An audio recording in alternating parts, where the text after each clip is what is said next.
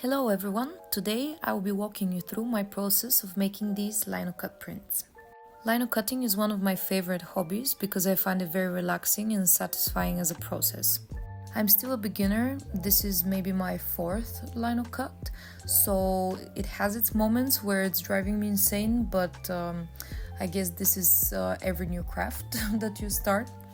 The scary thing is that once you make a cut, you can't really correct that mistake, so you have to be very intentional, which is scary, but also it could be quite exciting.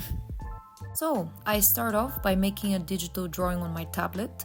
I render it fully, which later on saves me from making mistakes while cutting and when it will be impossible to fix. So I prefer to spend a little bit more time on the sketching phase instead of feeling sorry later. I print out the drawing on appropriate size piece of paper so it's ready to transfer on my linoleum.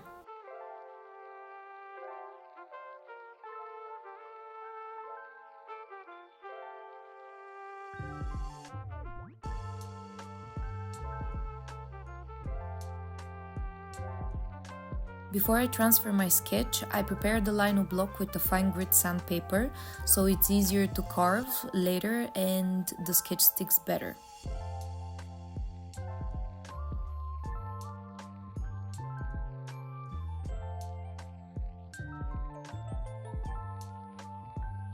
There are multiple different ways to transfer your sketches onto the surface, but for today's piece I'm gonna be using acetone. What you will need for this way of transferring is cotton, a flat hard object to press onto the paper, and acetone. I tape the paper to the linoleum using masking tape and I start applying acetone to the cotton and onto the surface. I tried to use not too much acetone because the ink underneath will start bleeding and it will result in unclean transfer.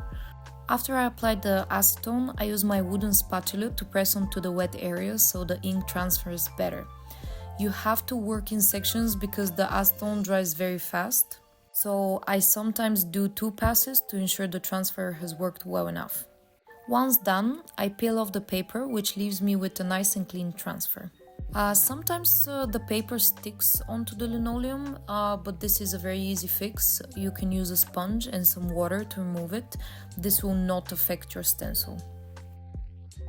The next step I do is I tint my canvas, which really helps to see what you're doing more clearly while you're carving.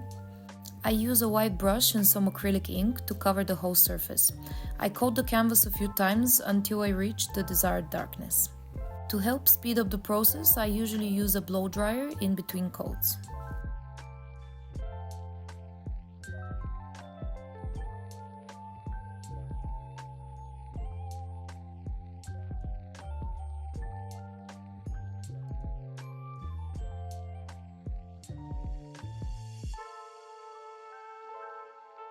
Now we're done and ready to carve.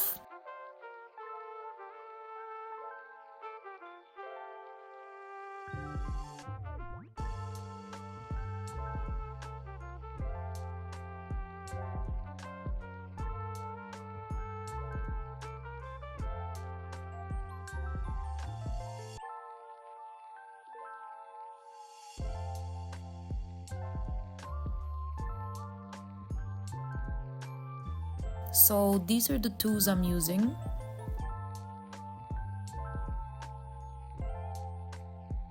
My dog is being so cute in the background and it's very distracting, so just have a look at his little face. Okay, back to business.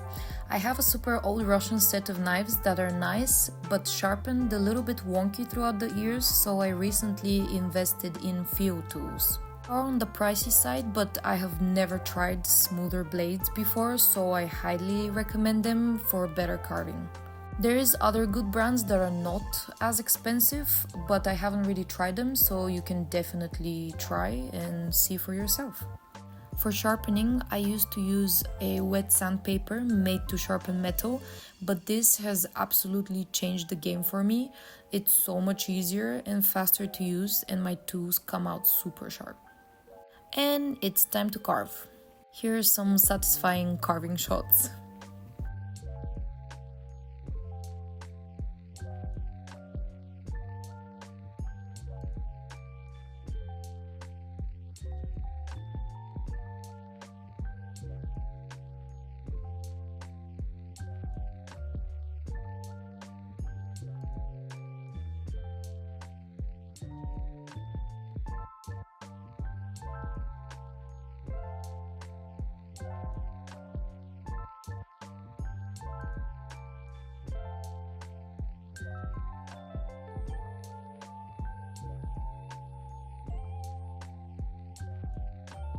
After a few days of carving, I was finally done and ready to print. For my prints, I like handmade cotton paper in different colors because I really like how interesting the prints come out. For the ink, I usually use oil-based inks, which are super durable, but definitely be careful about staining, because once you stain your clothes, the ink doesn't come off and it could be quite messy to work with. For the best results, the ink needs to be spread evenly, because too much ink will spill underneath and create very messy edges, and it will be quite sad. Once my linoleum is nicely coated, I run it through the press. If you don't have a press, there's places that can offer printing services or presses for hire.